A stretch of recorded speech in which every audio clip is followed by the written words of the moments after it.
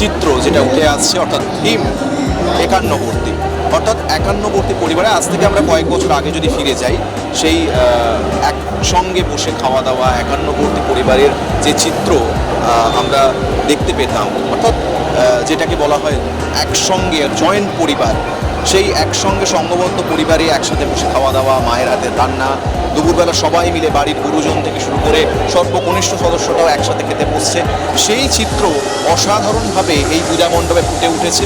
পাশাপাশি উঠে এসেছে বর্তমান সময়ের কথা, অর্থাৎ বর্তমান সময়ে যে ফুড অ্যাপ, বিভিন্ন সব ফুডিং অ্যাপ, সেই সমস্ত ফুডিং অ্যাপের যে চল বাড়ছে এবং আমরা এখন ইচ্ছা করলেই অনলাইনে খুব সহজেই নানা রকম খাবার অর্ডার করে ফেলতে পারি, ফলে সেই জায়গা থেকে দাঁড়িয়ে ওই একসঙ্গে বসে খাওয়ার যে আনন্দ বা নস্টালজিয়াটা, সেটা কোথাও গিয়ে একটু হারাচ্ছে।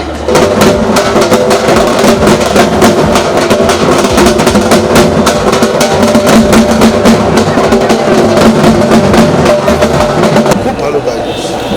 আমি ক্লাব কর্তৃপক্ষ এবং শিল্পীকে অভিনন্দন জানাই। সত্যি আমরা তো উদ্বাস্তু অঞ্চল থেকে উঠে এসেছি। আজকে একটা সময় আমাদের বেড়ার ঘর ছিল, কাঁচা রাস্তা ছিল, সেখান থেকে আজকে বাড়ি হয়েছে, সব কিছু হয়েছে। শিক্ষা দীক্ষায় আমরা সর্বত্রই এগোবার চেষ্টা করছি, একটা উত্তরণ হয়েছে। সেই উত্তরণটাকে খুব সুন্দর করে ওরা দেখিয়েছে। Thanks to artist and all the members of the team. এই পুজো দর্শকদের কী বলবেন?